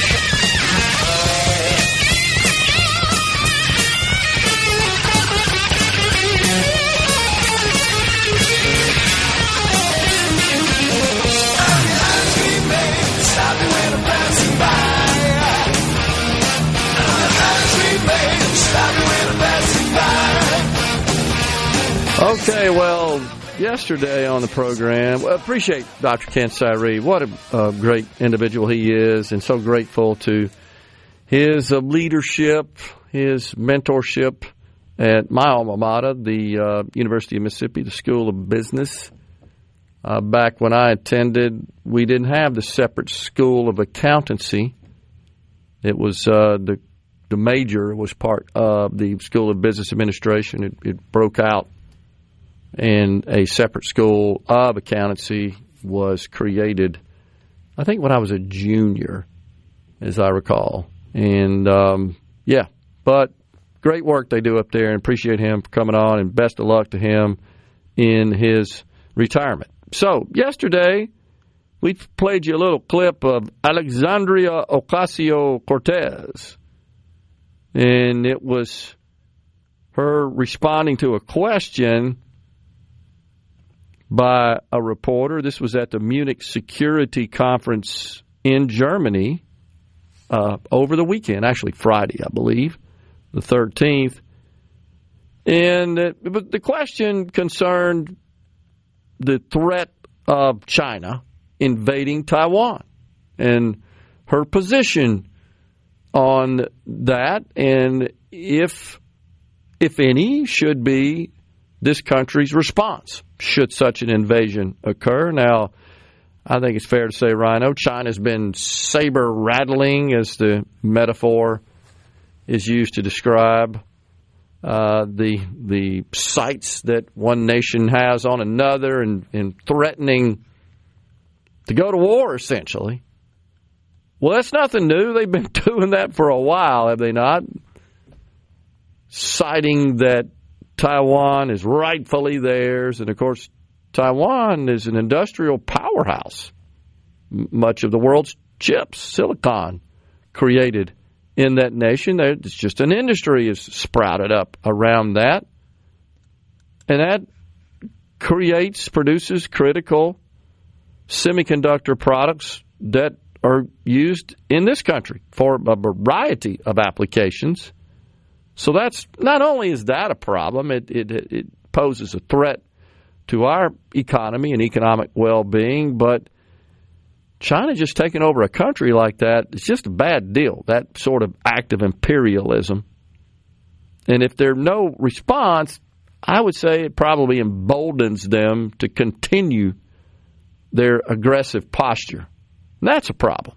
But nonetheless, she was asked, and she stumbled and stammered and said in a minute and a half period of time, I think like 17 times or something insane like that, totally out of her league. Didn't know how to respond. Just as you think you've heard it all, she makes a fool of herself again at the conference when she said that she referred to a country that she said is below the equator. Except Venezuela. Venezuela. It's just one problem. It ain't below the equator. Not familiar with the geography of South America, which is fine. I think most of us probably don't have the geography of the continent. Yeah, play it for us. Oh, that got that going up. That's on my... Yeah, so, yeah, that was another area where she made a fool of herself. But she said this as if she knew what you were talking about, right, with respect to the country being south of the equator. But it's not. And will you please tell me what that means exactly? What point is she trying to make with this south of the equator stuff? I didn't really understand. And I know they're all mad about Trump going in and taking out Maduro. I mean, I know they're still all aggrieved by that and upset by that. I don't know what she meant exactly with her comment. Like, what does that have to do with it? Am I the only one that doesn't get the connection there between whatever point she was trying to make and the location of the country vis-a-vis the equator? I don't know. But she's about as sharp as a balloon, so I don't think she really had a point. I guess not. So, and it could have been, was she slamming Marco Rubio, who delivered a fantastic speech in Munich? Did it have something to do with that? I don't know. Trump, I think her attack on Rubio had to do with cowboys and horses or something. Yeah, that's exactly right. I feel like I lose IQ points listening to the most idiotic Democrats when they start flapping their gums, and she's all up there, so I do my best to not listen to her talk. I'm physically dumber after it. That was just bizarre. I totally thought it was. And like the only person I would rather not listen, I'd rather listen to AOC over Maxine Waters. Yeah, I would agree. I would agree. So the other crazy thing, as you know, is that she was applauded by the crowd when she said that Venezuela was below the equator. Are they clueless as well? How many do you think believe that the entire continent of South America is below the equator? I bet that's the case, even though Venezuela clearly above it and tucked up into the almost north-central corner, if you will, a little slot of the continent, and the entire nation is above the equator. When I looked at it on a map, I knew it was above it, but it turns out its entire border is above the equator. But the audience applauded for it. I don't know. Really, really something. But she's planning on running for president. She's going to have to up her game, I would say, because she's going to be handing over a lot of fodder for her opponents in that respect. Meanwhile, the whole subject of election integrity has taken on kind of a new profile and gotten a lot more attention with the SAVE Act, which is passed the House, sent up there to the Senate. The Senate has a couple of versions of it as well, and it just simply mandates that states have to ascertain legal status to register to vote. Now, you've seen this, Rhino. One of the biggest pieces of misinformation floating around about this, from opponents, of course, is that you must present proof of citizenship to vote. That is false. You present it to register. Now, in presenting to register and requiring the registrar to confirm your citizenship, that is complemented, if you will, at the ballot box, at the precinct, when you have to show an ID, right, to vote. So the theory being, well, you are on the voter rolls, you show your ID, that gets cross-checked to the voter rolls at the precinct. Yep, you match up, you are who you are, you look like who you are. You're good to go because you're only on the voter rolls if you're legal. So you've already been through that process. But you've seen this. The detractors of this are saying, oh, they're going to have to show up with all these documents to vote. That's false. That's not true. You saw that. You interpreted this. I read it as well. That's not what it says. It simply says you got to present some proof of citizenship when you register. And then they're all going crazy about, oh, well, you got women who have changed their name through marriage, and it doesn't match their birth certificate, which, of course, confirms they were born in this country, which means they're a citizen. Oh, my gosh, there's this difference in their name, so that's why you have marriage certificates. They're pretty easily obtained. That's not that big a hill to climb. And by the way, this only applies to those who are going to register, or maybe it's because they moved from one district to another. Or it's their first time to register. Either way, it doesn't matter. Once you're on the rolls and you've confirmed your immigration status, then the only way the law affects that is requiring a periodic scrubbing and review of those rolls by those who maintain them. In our state, it's the circuit clerk. It's pretty much the same. They have different titles for that role, but it's at the county level where the voter rolls are maintained.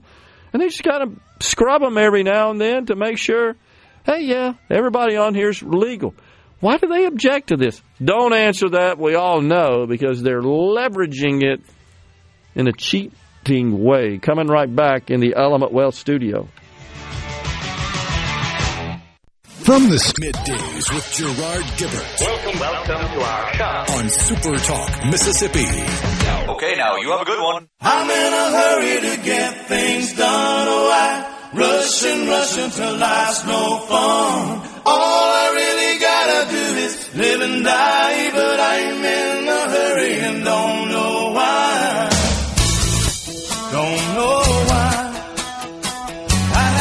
drive so fast. My car has nothing to prove. It's not you, but it'll do 0 to 60 in 5.2. I'm in a hurry to get things done. Oh, I rush until life's no fun. All I really gotta do is live and die, but I'm in a hurry and don't. Welcome back, everyone. It's Middays, of course, from the Element Wealth Studio. So, doing a little digging on this AOC Equator faux pas, if you want to call it that, and I think that's being kind. She was trying to deliver a foreign policy message that the global South is often abused by global powers that are willing to flout the rules-based international system and trample over weaker countries. Of course, that a shot across the bow at President Trump and the Trump administration for removing Maduro from the nation of Venezuela, who honestly is just a corrupt, I don't even know what else to say about the guy. He's evil human, is what he is. And he was ruining the country, taking it down. So she, I guess, is referring to Venezuela as being south of the equator. She did say something to that effect as well. So, but the liberals in Germany clapped for her. Well, they clapped for Merkel when she denuclearized. Well, that's true.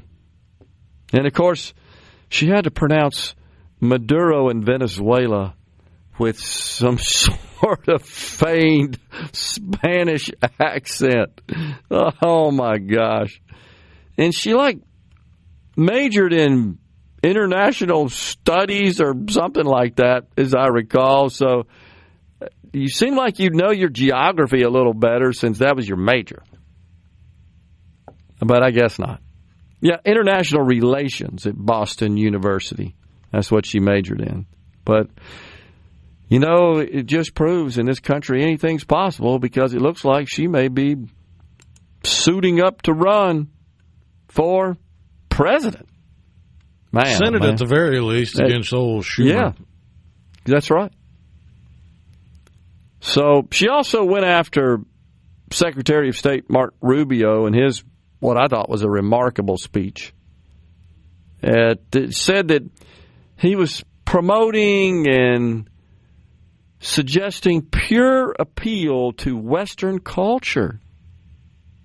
What's wrong with that? It's like the left finds it problematic to have this common bond of culture. And I think what Rubio was trying to tell Europe is you're losing it. You once led the world, right? And he told them we're inextricably linked in that respect, in our value system, in our Christian beliefs. It's because the average Democrat, including the Democrat voting base, is filled with people that can't speak intelligently and can only speak out of both sides of their mouth. Because if you went to the average Democrat and say there is an uncontacted tribe in the Amazon with a unique culture, we need to protect that culture, they'd bend over backwards virtue signaling about how important it is to protect that culture. But if you were to say you need to protect the culture in small town Mississippi, well, obviously you're a xenophobic, racist bigot. That's right. So it's almost like every single Democrat decision is not made logically or with any actual forethought. It's made purely on emotion and knee-jerk. She also said that culture is thin compared to economic interest, not recognizing that those two are linked. Culture and economic interest are linked. And in fact, would not, since you're at a sort of a global representation conference, talking about national and global security, which, by the way, extends to economic security, wouldn't the underdeveloped countries in the world be much better off if they adopted Western culture, such as the rule of law, let's start with that, private property rights, which we have nutcases in this country trying to eviscerate, such as Mondami. Markets, representative government, are those not all ingrained principles of Western culture? Pretty much think that's how this country was founded. And much of that, of course, taken from Europe in the original Magna Carta. That's what it traces back to. It just got awry during the monarchy, tyrannical era. And people in the UK said, that's enough. They came over here and cranked it up. Wouldn't the world be better off if these brutally corrupt, incredibly poor countries adopted Western culture? Doesn't mean they have to lose. Yes and no. I mean, we have tons of evidence where, yeah, if you adopt Western culture and capitalism, you succeed. We've also seen that some cultures are just incompatible with Western civilization. They refuse to join the 21st century. Yeah. And it said the refusal, what does that stem from? Usually ignorance or religious animosity. Like Iran, for instance. Yeah, okay. And they can't get it done. So, I don't know. But, man, think of Iran in its best days, when it did look more like a nation from the Western culture, from the West. You couldn't tell the difference in its heyday. We've talked about that before. I remember distinctly. Before the whole Ayatollah Khomeini seizing of Americans as hostages, what the country looked like. You know, that's back when there was more focus on that because this was such a global event. Like, you know, this country hadn't always been like that. Radicals got in charge and took over and tried to revert, honestly, to primitive times, practicing a primitive culture, injecting that into a country that was thriving. And in the meantime, speaking of that, you've seen this in Cuba. They're running out of gas. They can't pick the garbage up.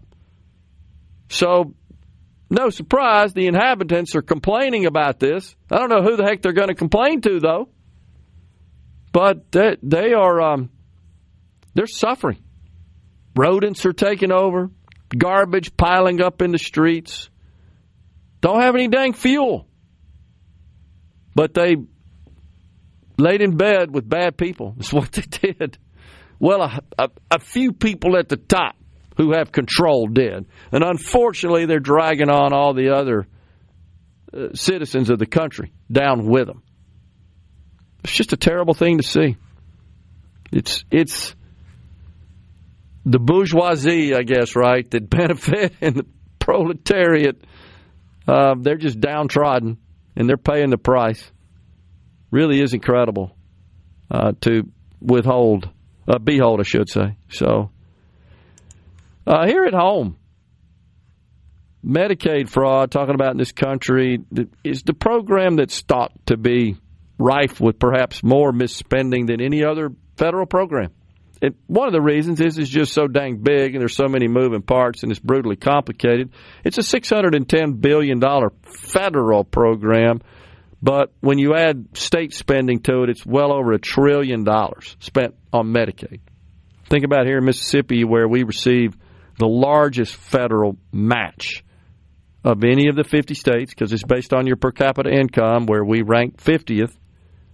We take in about $6.5 billion from the federal government annually to match up with our just under $1 billion, and then there's provider taxes of another $400 million layered onto that, putting the whole program at just north of $7 billion a year in Mississippi.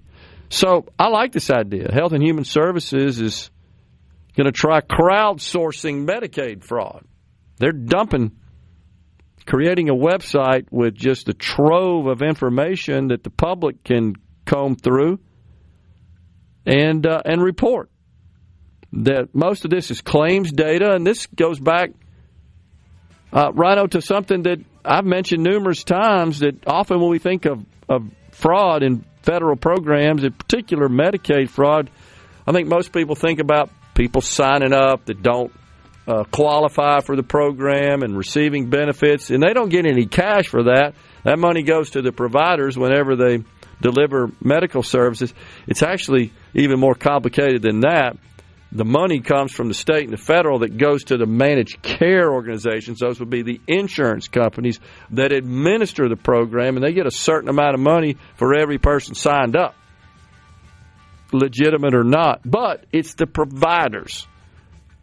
This would be unscrupulous and crooked providers that game the system, and that's what this attempts to address, is put all that info out there. Coming right back.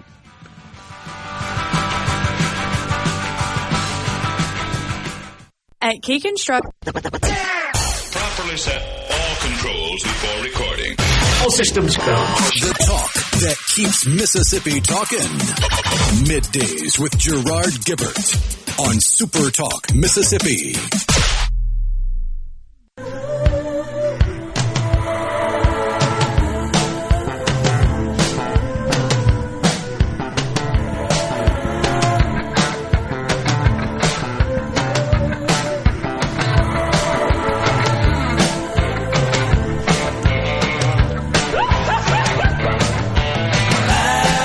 Dan in Hattiesburg says she probably thinks that Africa is below the equator as well. I just find it a little surprising that someone who majored in international relations wouldn't have a better grasp of the global geography. I can understand if you don't work with that a lot, you may have to look at a map and say, yeah, I'm not sure if Venezuela's above or below the equator or not. I certainly wouldn't say it, make a remark like that without knowing for sure. I think that's kind of goes back to it was a dumb point you were trying to make. It was a worthless point. Well, it's what happens when you have a friendly media that refuses to ask anywhere near close to tough questions of half the candidates in America. Yeah. They get soft. They get complacent. It'd be like if you got Barry Bonds, and instead of him facing the top pitchers on the planet, you gave him batting practice with Little League pitchers every single day. Do you think his batting average would go down a bit? Right. She also got on to Rubio, who said that American cowboys came from Spain. Again, he's addressing European leaders, and really issuing a pretty strong warning. Said, look, we want to be with you, but what he say? We're not going to be orderly caretakers overseeing the decline, I'm paraphrasing a bit, of Western civilization, something to that effect. We're not going to do that. We're going to do what's right to preserve Western civilization and the West in general. And she said, speak to Mexicans and African slaves about cowboys. Okay. So, I mean...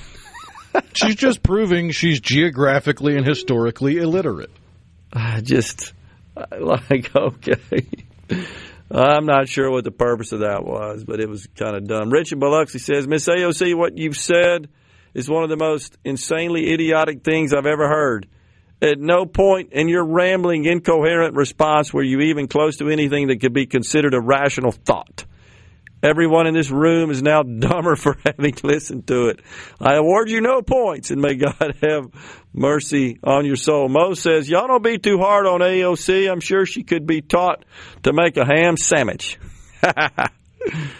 Oh, my gosh. That's pretty good. Let's see. Chris at Summit says, talking about the SAVE Act, they don't want to break out birth certificates because they'll all show male or female.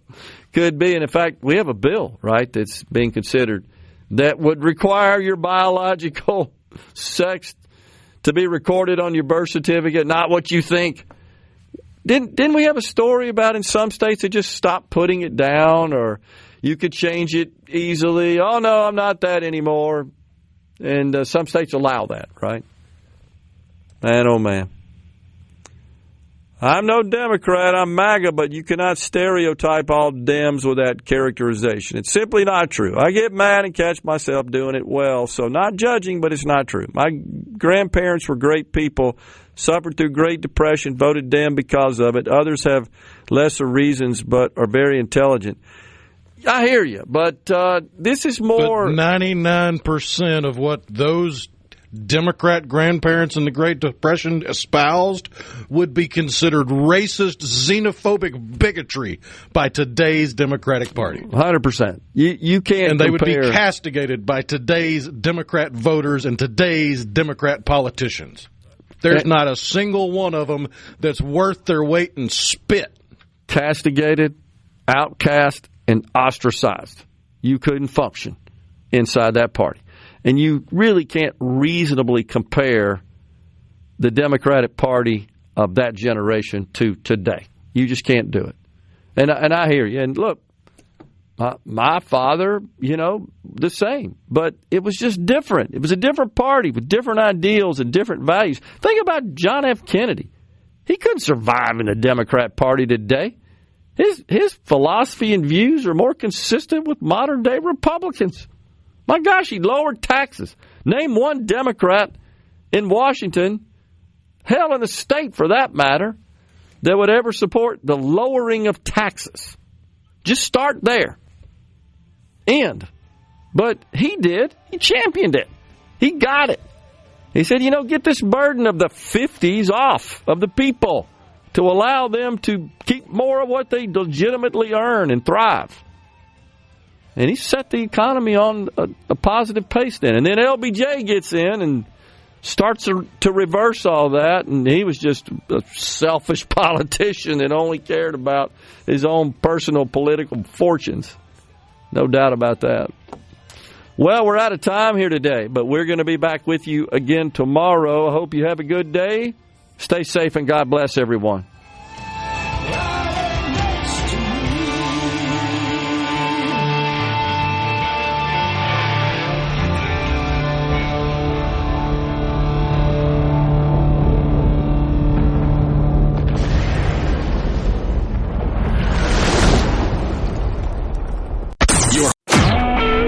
SuperTalk Mississippi Media Production.